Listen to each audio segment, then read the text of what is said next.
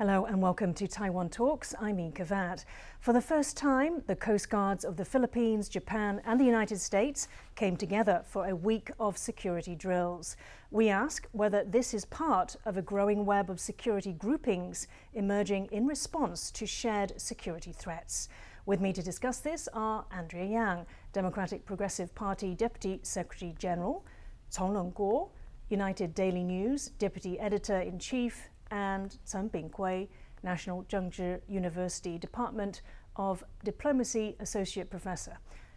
Andrea, Tonglun and Binghui, thank you very much for joining the show today. The Philippine Coast Guard said its first ever trilateral Coast Guard drills with the United States and Japan were about strengthening interoperability and cooperation. Let's take a look. These Philippine Coast Guard troops are practicing search and rescue operations. It's part of a week of drills between the Philippines, the US, and Japan that wrap up on Wednesday, the first exercises of their kind involving the three partners. In recent months, the Philippines has been working more closely with the US and Japan to better protect the seas around its territory. We do get our assets and training from these two countries. So what they want is they want to see how much we've improved and how we can, of course, encompass all of the training that they did. And in the future, they really want to work with us because as fellow Coast Guardians, we want to make sure that we can help each other in any situation. More than 500 Coast Guard personnel took part in the most recent drills. Their aim is to enforce maritime law and increase security in the South China Sea. This area is rich with natural resources, and more than a third of all global trade passes through here, but the sea is highly contested. Countries like Malaysia, Vietnam, Brunei, and the Philippines all claim parts of it. But China claims to have sovereignty over the entire South China Sea. This is known as the Nine-Dashed Line Claim, which refers to China's markings on maps of the sea. China has made this claim for decades, but it has no basis in international law. Recently, China has taken more aggressive actions in the area, like this incident where one of its ships came within 40 meters of a Philippine vessel. This is one of the ways Beijing is trying to enforce its claims, and why allies in the region are seeking greater cooperation. We're eager to further integrate with both the Philippines Coast Guard and the Japan Coast Guard this week and in the future. Together, our Coast Guards will reinforce and model international rules and norms at sea in order to promote a free and open Indo-Pacific. Andrea, interesting that the US Coast Guard used the word integrate, which is a step further than interoperability. How significant were these exercises? I'll say it's actually a very significant development in terms of this military cooperation. This is we look at in a bigger picture that after Korean President Yoon visited the U.S. and then this Marcos Jr., Philippines president, the frequent visit of the Asian leaders to the U.S. and to emphasize the cooperation between bilateral relations. Interestingly, they emphasize on a lot of aspects, economic aspects, climate change, energy levels as well. But it's the highlight of the Taiwan Strait has been put on the table. We say it's very indicative that U.S. is making a grand coming back to the Indo-Pacific.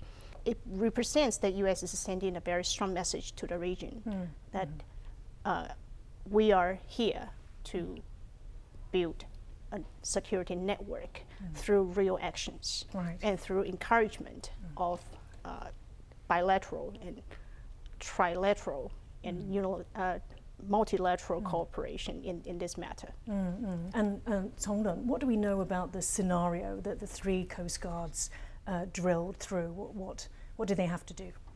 I think it happens right after there's two Chinese Coast Guard ship actually had collusion with the Philippine Coast Guard ship.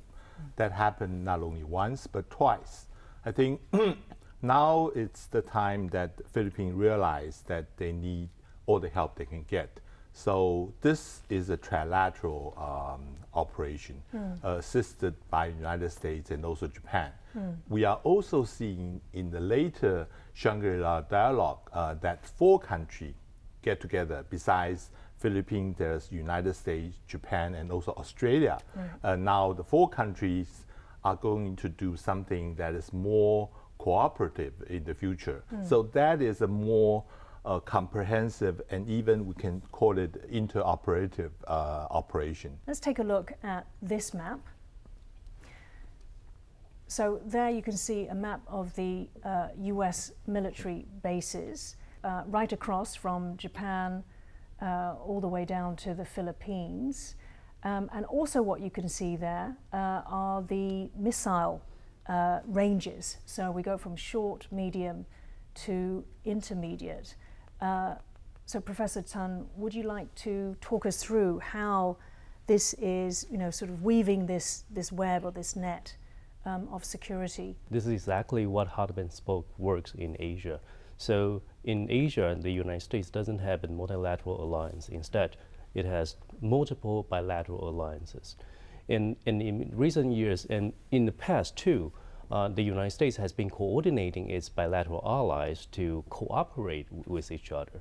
And this makes the interoperability better and makes the US more easily access to Asia. So the recent development is particularly significant because we have seen a lot of US effort to call on Australia, Japan, South Korea especially, to do more in Indo-Pacific, and more recently the Philippines. I think the reason for Philippines to join, exactly as we just discussed, is because the Philippines realized that it faces significant threat from China. So in the past few years, the Philippines has been very has tried to appease China using low-key, low-profile diplomatic engagement. But that doesn't seem to ease China's claim in South China Sea and doesn't decrease the frequency or severity of maritime security. So that's why the Philippine government decided to take another route and establish more robust security relations with the United States. Song, would you like to also talk about that mapping? So basically to understand this in terms of the missile threat, but also in terms of the first island chain. Now the US had concentrated most of its military assets in Okinawa and also on Guam. So those 2 areas are under direct threat of Chinese cruise missiles. And China had more than like 1,000 cruise missiles. That is pretty much put all those military assets if there's a conflict going on, that those military assets are the first one to go. So the US what they do is try to disperse all those military assets. They want to put it in Australia, they want to put in Philippines. They are also thinking about more cooperation with Korea. They want to put in Korea. So by that way, if ever there's a tension, if there ever going to be a conflict, at least they can save some of the military assets.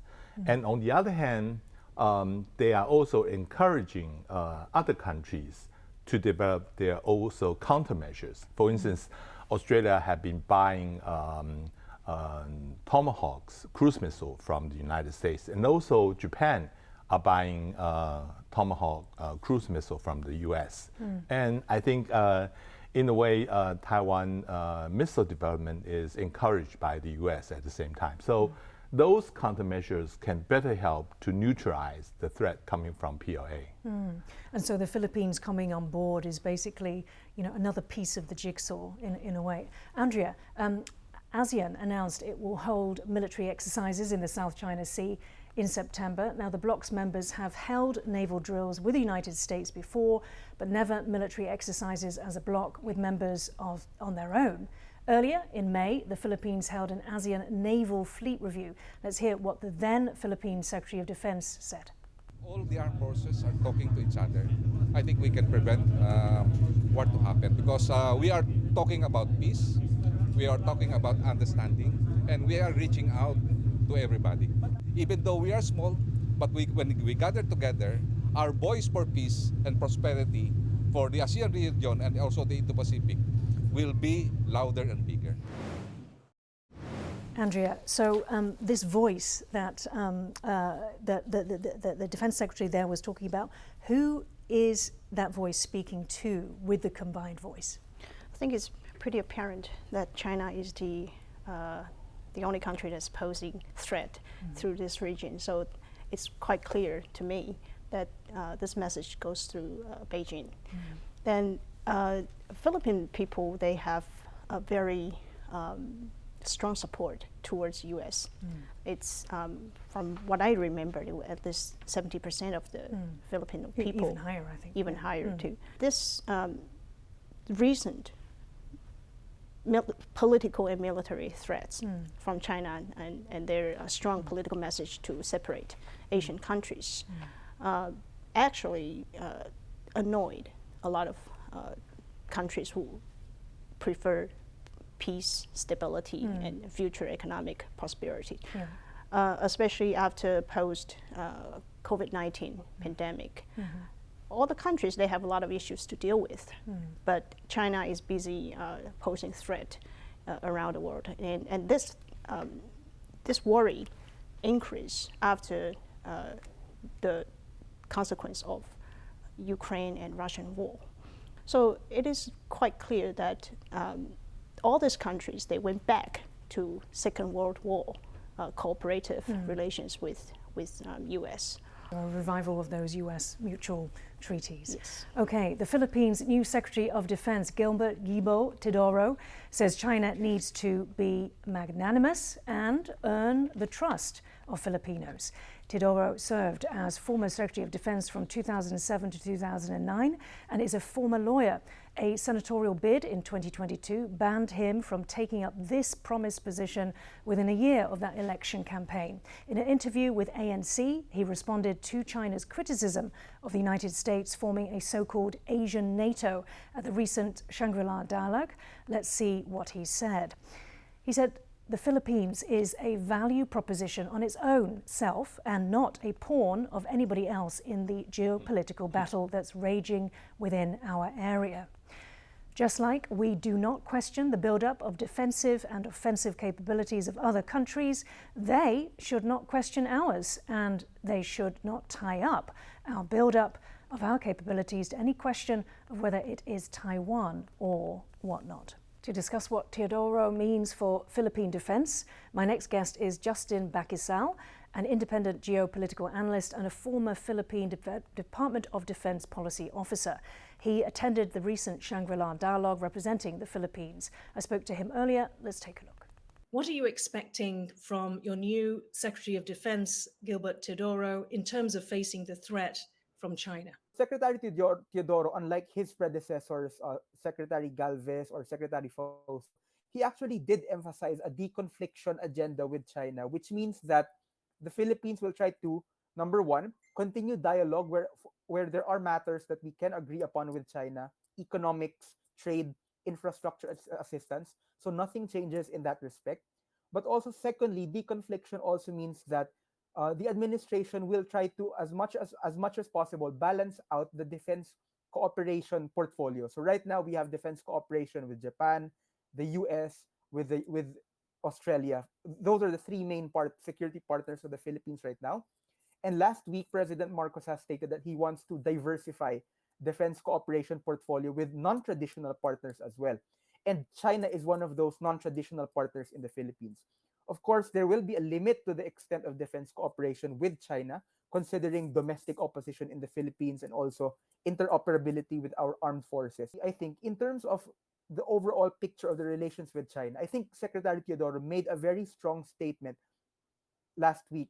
And he said, and I will quote, "There are some lines we cannot cross. We cannot bargain away with our national's territory.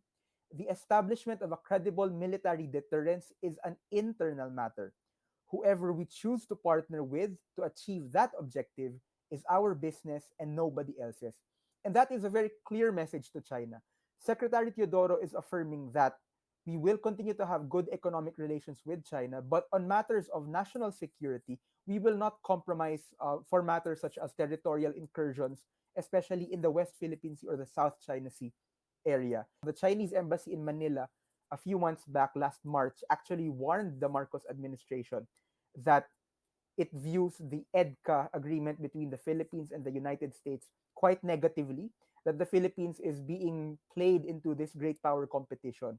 But the Philippines is affirming that in matters of where our territorial integrity is concerned, we will partner with countries that have the objective of helping us do that.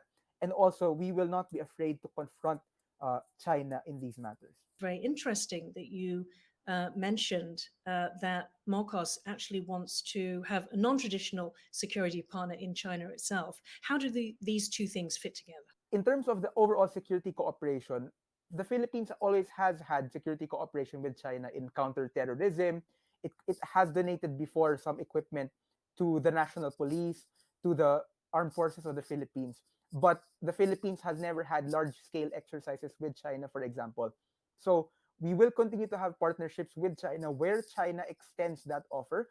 But at the same time, I think, personally, I don't think that there much will come out from this, primarily because a lot of the military maneuvers or exercises that the Philippines would need right now are regarding territorial integrity. And I highly doubt that's something that China would be willing to undertake jointly with the Philippines.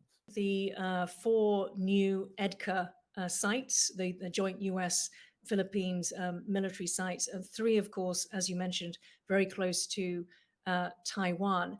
So can you give us a sense of how this announcement is being received in the Philippines itself? In the Philippines right now, of course, there is an upswell of support for the United States. Historically, the Philippines has had more than 80% net public approval of the United States, and that hasn't changed for the past decade or so. So in that respect, I think this military cooperation with the United States right now will be favorable to the public. But that said, of course, there is one segment among the political elites who are a bit apprehensive about this closer relations with the US. So namely, particularly the Duterte faction among the political elites who are also allied with Marcos. So they have been, of course, been lobbying that to try for Marcos to temper these military agreements with the United States. But I think so far Marcos has done a good job balancing these. If we look at the military bases where the United States was given access under EDCA, some of them in northern Luzon, some of them near Taiwan, yes. But overall, this is not a return to full U.S. military basing in the Philippines, right? Philippines has not opened up Subic Bay, which used to be the largest military base here in this region. So it's a calculated approach. We are cooperating with the Americans, yes, but we are providing access to military bases that are not necessarily contentious or of such a large scale that it will permanently be threatening to China. Some critics question why those additional bases are so close to Taiwan as opposed to perhaps more fronting the West Philippine Sea. Right, that's a great question. So based on the recent announcements, right, on EDCA, it's not just close to Taiwan. We have to clarify that it's also close to the Benham Rice, which is in the northwest of the Philippines, right? And there have been some Chinese incursions in that area for the past 3 or so years as well. So it's not just Taiwan. It's not just Taiwan why we're concerned with the northern provinces in the Philippines. It's also because our eastern approaches, which is in the Benham Rice, that's also being threatened by China's growing military footprint. So yes, Taiwan is one factor to that, but the Philippines actually has legitimate territorial integrity issues in the north of the country in general. It just so happens that Taiwan is close to it. So recently, the Philippine military announced the creation of coastal defense system in the northern part of the Philippines, and that's really in keeping with that doctrine. In the Philippines, if there was a Taiwan contingency, would there be support for Taiwan militarily? Right now, the primary interest of the Philippines with Taiwan is protecting the migrant workers, Filipino migrant workers in the area. So we have about close to 150,000 migrant workers in Taiwan. And in the event of a contingency in Taiwan, the goal is to repatriate them. So there are already plans by the Philippine military to do that. But in terms of military support to Taiwan, that's something that the Philippines still hasn't decided. So one faction of the military establishment in the Philippines says that we should keep out of it. Another faction in the Philippines is more of the view that Philippines should support status quo relations in the Taiwan Strait, because if China takes over Taiwan, then China militarily will be freed up to concentrate on other areas such as the West Philippine Sea or South China Sea, which will be against Philippine national interest. So to that extent, there's also growing interest in the defense of Taiwan, although politically, I have not heard any politician try to make that promise of an undertaking to support Taiwan. That said, I think the Philippines is indirectly trying to manage tensions between China and Taiwan by hosting more US troops and military facilities here in the Philippines. And that contributes to the deterrent factor. You, Justin, were at this year's Shangri-La Dialogue in Singapore. And after the Chinese Defense Minister Li Shangfu's speech, there was a question from a Philippine Coast Guard, Jay Tariella. Jay Tariella was asking, why is there a gap between China's words and China's actions? This is a big concern in the Philippines. So even during the previous administration under President Duterte, the Philippines has tried everything to be diplomatic and cordial with China. But if we look at the military situation in the South China Sea, China has continued to militarize that area. We continue to have encounters between our two coast guards, and the Chinese still continue to harass Filipino fishermen in that area. So the Philippines right now is just taking a different approach, which is hard military balancing. So China will respond to power, and that's really the approach that the Philippines has taken so far. And I think it is working quite well for the Philippines, that we finally have operational responses to Chinese harassment in the South China Sea. Operational responses, can you tell me a bit more about that? Operational responses means that we do have capabilities to actually respond when there is an incursion from China. So that includes having more patrol vessels in that area. That includes specifically calling them out for their behavior. That includes publicizing China's harassment of our Coast Guard vessels in that areas. And that includes surveillance, reconnaissance, those sorts of things. So that's what we mean by operational response. Because before, a few years back, we didn't have those capabilities. So even if we did have legal standing to claim the part of the area, we can't really enforce it. But right now, with the help of the United States and with support from other countries like Japan and Australia, and with a better, clear domestic policy right now that we will not allow these incursions on our territory, the Philippines is really poised to try to confront China on matters where our national interests really clash. Tongnun, so in your view, does the Philippines need somebody like Teodoro right now? I think he's the one that President Marcos had been waiting for. I mean, the previous two defense ministers, actually, they don't have the title of Secretary of Defense. They only have the title of Undersecretary. Right. They are the so-called acting secretary in terms of that position. And after a year, now Teodoro can really become the secretary. He is well connected in the Philippines. He's also belonged to one of the big families. He was appointed by President R.O.C. In 2007, and he's also the cousin of President Aquino back then.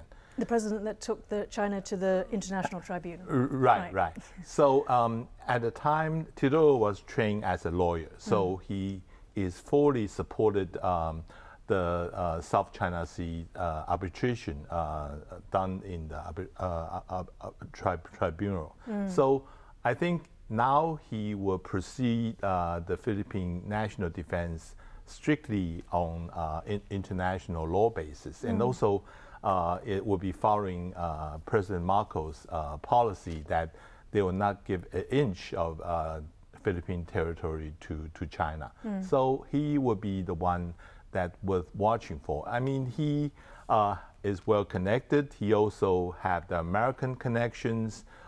He will be a secretary that going to last for a long time. So you think that he will be strong enough to stand up to China? Right, right. Right. And also, don't forget, he himself had been running for president. He had his own political ambitions as well.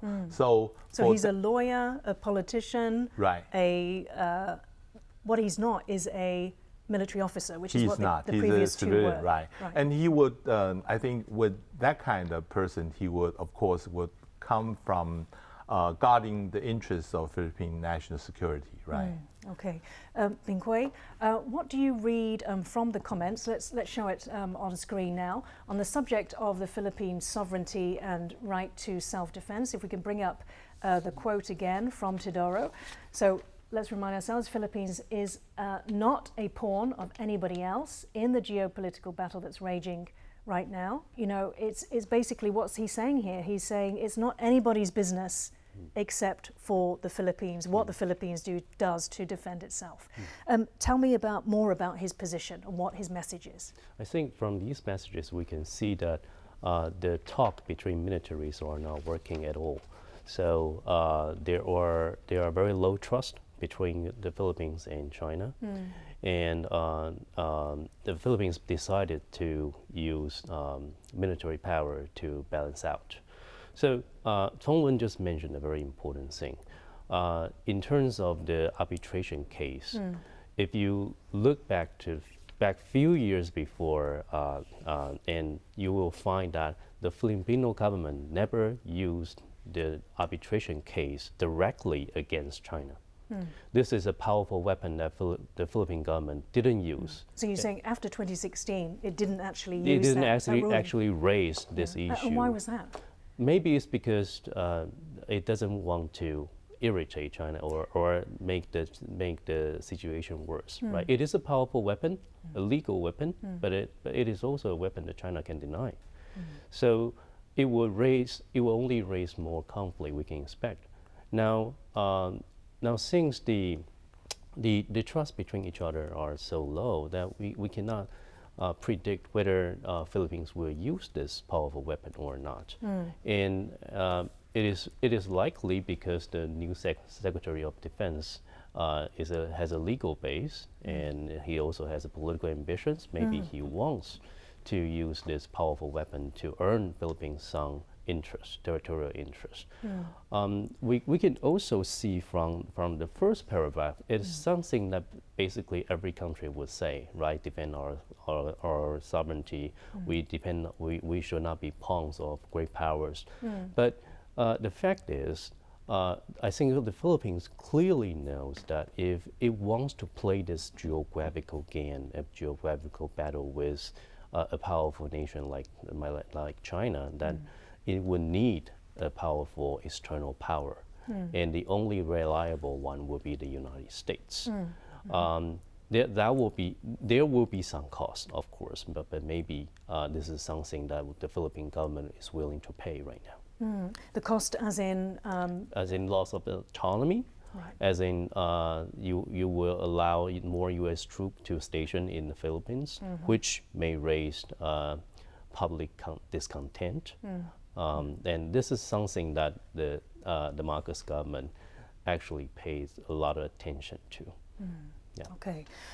Andrea, Teodoro says that his role is priorities to create deterrence against the threats from China. And he says that the best way, or one of the key ways to do that, is to create this will to fight amongst Filipinos and this civilian defense. Now, this sounds very much like Taiwan, right? So I wondered whether you can talk about the threats posed by China to number one, Taiwan, number two, Philippines. Well, again, this is a preparation of securing Taiwan's potential conflict with China, which China has claimed many times that they will use military weapon against Taiwan if necessary. So I think this message is really scare a lot of neighbor countries. So the preparation would be very significant. And the previous Filipino president chose a closer tie with China. A lot of, yes, with a lot of economic investments and mutual benefits and all that. Did he kind of scale back towards the end of his presidency? I think he was doing. He was making this approach against a lot of Filipino people's will. As I mentioned before, that according to polls, that Filipino people tend to trust U.S. government a lot more than Chinese government. So it was quite an odd approach in the previous terms. So in this Teodoro, if I can pronounce his name right, Secretary Teodoro makes a very clear sense that the Philippines has to be prepared. The increased the civilians need to be prepared. So the confidence of supporting the government's policies and future cooperation with the U.S. and even with Japan, Australia, and other Asian countries, to make sure that Taiwan Strait, if there is a war, that Philippines they will be involved because of the U.S. Army's involvement and also the U.S. military bases. So Philippines has no way to stand out of this. So they are doing a rational preparation in securing the region's peace and stability. Okay. Tonglun, because we can, when we look at the studies that have talked about, which islands or reefs or outposts, China has occupied. I see that there are 6 reefs inside the actual West Philippine Sea, out of 30 across the whole of South China Sea, and China also occupies Scarborough Shoal. The Philippines appears to occupy 9 features. So, this battle is very much kind of, it has begun, it's underway, it's, territory has been claimed by China itself. You mentioned the military buildup. I want to talk again about kind of Japan, Philippines, and Taiwan. So in Taiwan, this year we had a jump in defense spending, 13%. It's taken us to about 2.4% of GDP. Japan, as we all have heard, they're at 1%. They want to increase that to 2% of GDP. Let's take a look at the Philippines. They've been creeping up a little bit over the last few years and now around about 1%. How much of an increase do you think we could see under Teodoro and Marcos?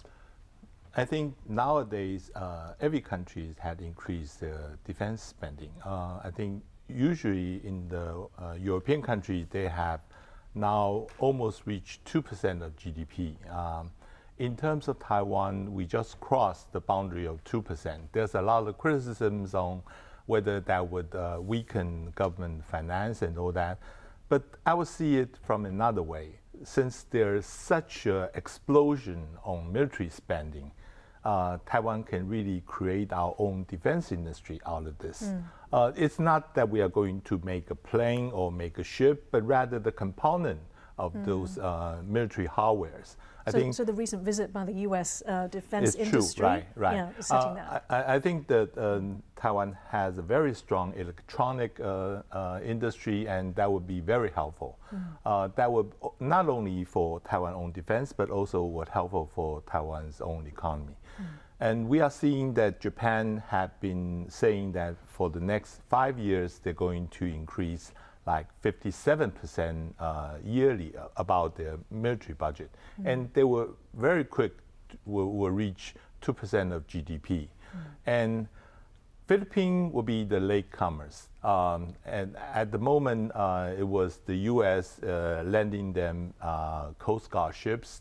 Japan is providing the retired naval ships to them, but gradually, Philippines is just like Vietnam. They realize their real national security interests will have to protect it by themselves.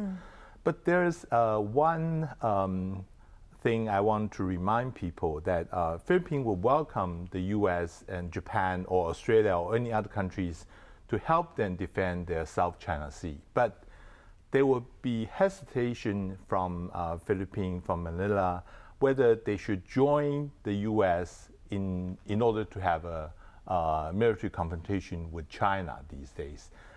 They have led 4 new bases to have American troops to have training over there, but President Marcos had emphasized that this is not going to be used as offensive purposes.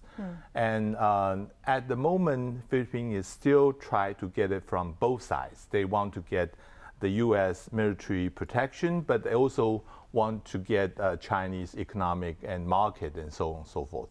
So I wouldn't say that they had fully committed on the side of U.S., not at this moment yet. But you also wouldn't describe it as non-alignment because it's kind of taking from this side and taking from that side. Right. So we need a new term, really, don't we? Bing Hui, June 12th was the 125th anniversary of the Philippines' Declaration of Independence from Spain. Taiwan shares some history with the Philippines. Let's go through Taiwan's history first. So you can see these periods of control on Taiwan. We have various, dating back to the 1500s, Portuguese, Dutch in the 1600s, Spanish partial control, Cochinga, coming from China, was actually at war with China's Qing dynasty, partial control of Taiwan. Later on, 1885 to 1895, of course, the Qing dynasty makes Taiwan a province, but didn't have full control of Taiwan. And then the country came under Japan's full control under the Treaty of Shimonoseki, 1895 to 1945.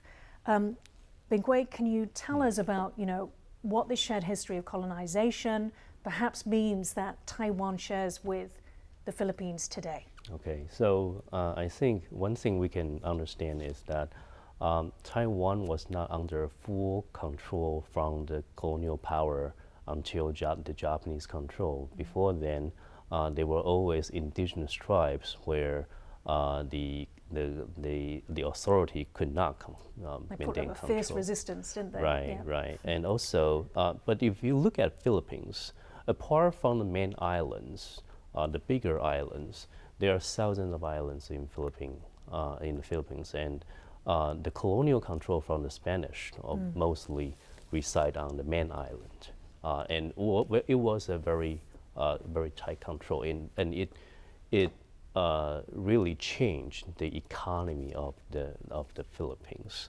So it gave rise to a new generation of indigenous people who want to fight for their independence. Okay, and would you say that that desire that to fight for independence, to basically to defend sovereignty, that's something that Taiwanese share today? I think that's a little bit different because in the memory of indigenous Philippines, they remember the United States as a traitor who betrayed the first indigenous government of the Philippines after the Spanish-American War. So there is a little bit of this colonial sentiment in that. But in Taiwan, because of the post-war policy toward Japan and the connection between the local people and the Japanese government, we have a lot of affection to the Japanese government, and also the Japanese colonial period. Now, the same thing that we can share is that our long relationship with the United States. We are partners with the United States. Well, it doesn't mean that we don't have quarrels. We do have some differences, and sometimes the Philippines and Taiwan's authority have quarrels with the American government. But in all, the United States has been the main protector of the Philippines and Taiwan. That's something that Taiwan and Philippines share in common. Okay.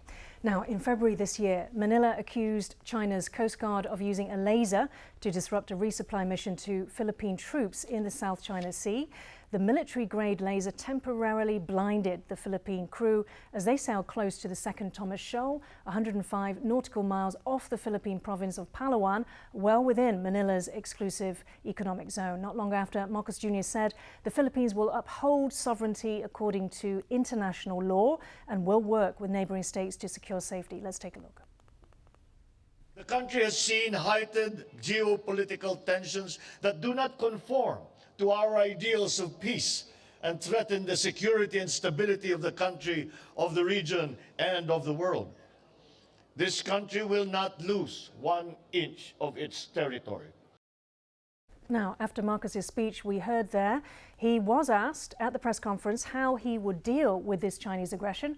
Marcos said he wouldn't escalate the incident and wouldn't invoke the Mutual Defense Treaty with the US. That was back in February. Here's Justin Baquisal again. The Philippines has faced harassment from China for the past year. So this is not the first time. So before, China has also rammed Filipino fishermen vessels in the same area.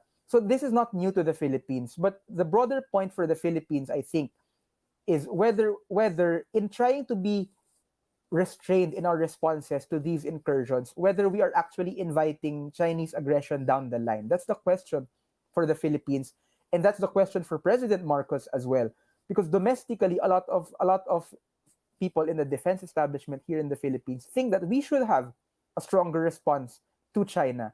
And President Marcos is still straddling how to respond to these kinds of behaviors from China.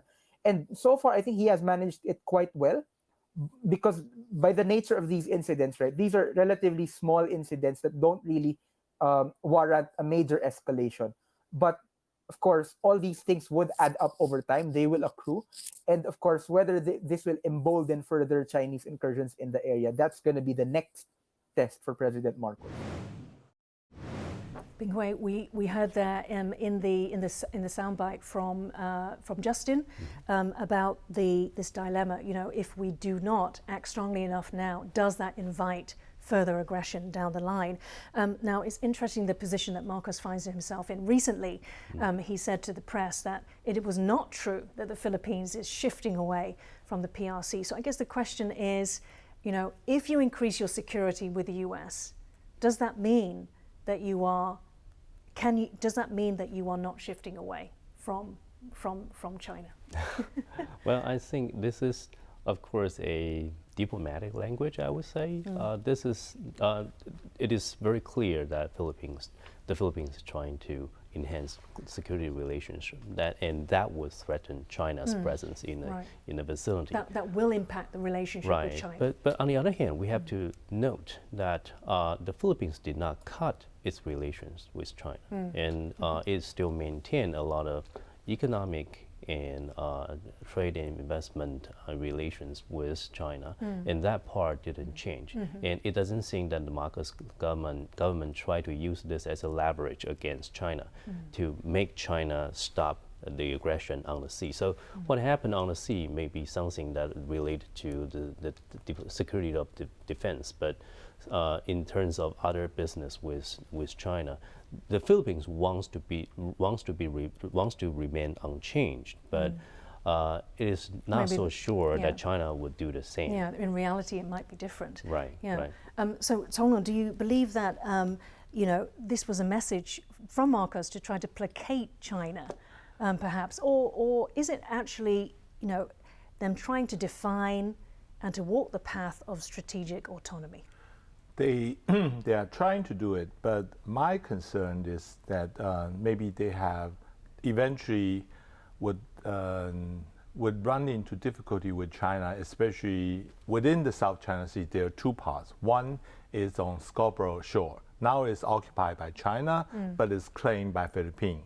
And regardless of fishing, quarrying, or other issues, this is one of the sitting bound. The other would be on Thomas Shore. That the ship was sink, a delivery by Philippines to sit on the shore. And China, recently there's report that they want to send a powerful towboat to tow the boat away. And that is another thing that potentially would damage the China-Philippine relationship. Right? Andrea, now let's turn to Taiwan. The Republic of China, under the Republic of China Constitution, of course, Taiwan also claims the same, relatively same territory according to the 9-dash line. Let's have a look here. In 1956, which was under the KMT's martial law era, Taiwan took full possession of Taiping Island. It's circled here, or Ligor Island in the Philippines, in the disputed Spratly Islands. Here is the area that's claimed under the 9-dash line. That's 80 to 90% of the South China Sea, claimed by both China and the Republic of China, Taiwan. And in this final map, we can see the EEZs, exclusive economic zones of each country, which is basically 200 nautical miles from their coastlines. So the R.O.C's claims is identical almost to the PRC's, of which we know the claims were thrown out by the International Tribunal. So what are your thoughts on where Taiwan stands, and should it be differentiating itself from China? This is actually a long-standing, complicated and controversial issue in this region, and the Philippines and Vietnam and other countries are not really happy with our claims. But it is a reality that Taiwan has military forces based on an island. So the standing reality is not deniable. But the controversial starts first with the economic sea zones and also the position and of the territory. And there are a lot of conflicts within for the fishermen. So this is the it's a very complicated history that we can have different versions of this the belongings of this island, but it's constitutionally R.O.C. owns the island, and in reality that we have concrete military exercise and military bases in the island. So but that's according to the R.O.C.'s constitution, yes, not to any other yes laws or international law. Well, if we want to go into international laws, that would be a lot of to talk about. Right. But this is the long-standing issue and controversial issue within a lot of among the countries. So it would depend on a smarter way to resolve the confusions and to make sure that the countries won't go into any further conflicts and to fight for the belongingness of the island. Okay, well, we'll probably have to save that for another show. Thank you so much for joining us today, Andrea, Tongnon, and